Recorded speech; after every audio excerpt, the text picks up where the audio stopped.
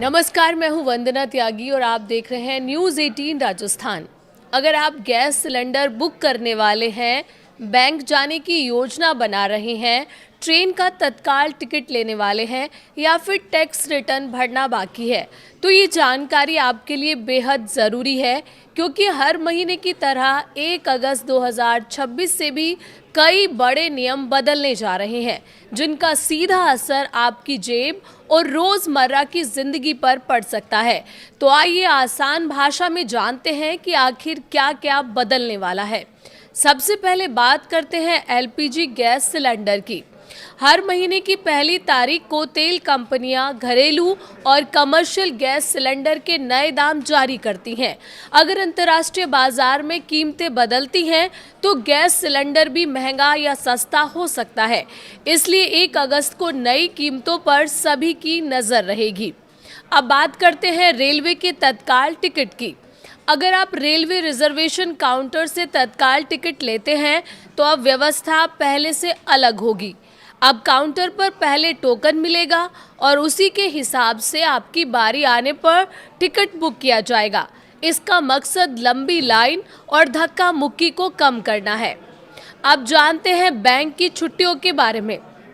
अगस्त महीने में स्वतंत्रता दिवस, रक्षाबंधन, जन्माष्टमी, रविवार और दूसरे चौथे शनिवार समेत कई दिनों तक अलग अलग राज्यों में बैंक बंद रहेंगे। अगर आपको बैंक शाखा में कोई ज़रूरी काम है तो पहले छुट्टियों की सूची ज़रूर देख लें, ताकि बाद में परेशानी ना हो। अब बात एटीएम और डिजिटल बैंकिंग की।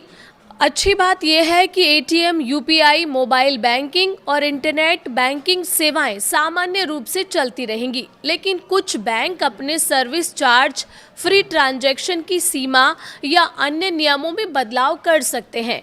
इसलिए अपने बैंक की आधिकारिक जानकारी ज़रूर देखते रहें। अब आते हैं क्रेडिट कार्ड पर। हर महीने की शुरुआत में कई बैंक अपने क्रेडिट कार्ड से जुड़े नियमों में बदलाव करते हैं, जैसे रिवॉर्ड पॉइंट्स, एनुअल फीस, भुगतान की शर्तें या दूसरी सुविधाएं। अगर आप क्रेडिट कार्ड इस्तेमाल करते हैं तो अपने बैंक का अपडेट ज़रूर चेक कर लें। अब बात ईंधन की कीमतों की। एलपीजी के अलावा विमान ईंधन यानी एटीएफ और अन्य ईंधन की कीमतों में भी बदलाव हो सकता है। इसका असर हवाई यात्रा की लागत पर पड़ सकता है।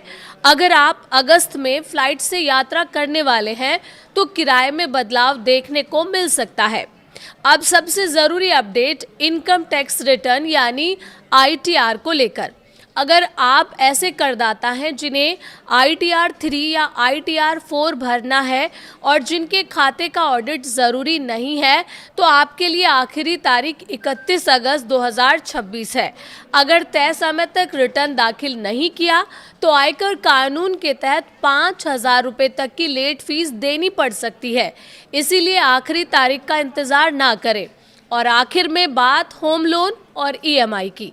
अगस्त में भारतीय रिजर्व बैंक की मौद्रिक नीति बैठक होने की संभावना है।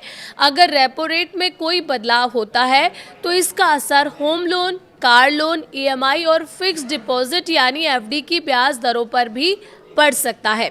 तो कुल मिलाकर 1 अगस्त 2026 से कई ऐसे बदलाव लागू होने जा रहे हैं जो सीधे आपकी जेब और रोज़मर्रा के खर्चों को प्रभावित कर सकते हैं। अगर अगस्त में आपका gas booking, bank, train, tax या लोन से जुड़ा कोई भी काम है तो नए नियम और नई दरें पहले ज़रूर जांच लें। थोड़ी सी जानकारी आपको अतिरिक्त खर्च और अनावश्यक परेशानी से बचा सकती है।